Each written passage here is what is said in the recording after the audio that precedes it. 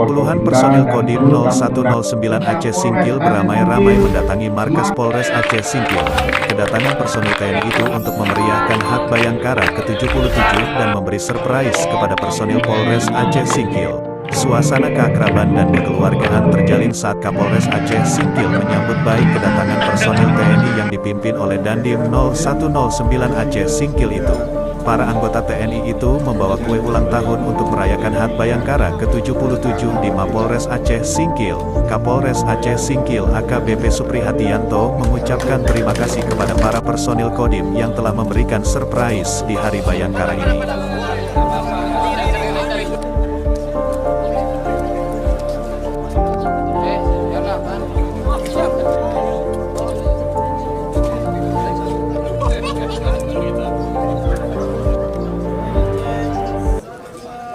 Kami merasa mendapat penghormatan yang luar biasa dari Pak Dandim. Kami merasa mendapatkan surprise yang luar biasa. Kemudian tadi saya spontan push up, itu menunjukkan respect dan loyalitas saya kepada Pak Dandim. Kebetulan Pak Dandim adalah senior saya, yang mana ya selaku junior patut menunjukkan sikap respek kepada seniornya.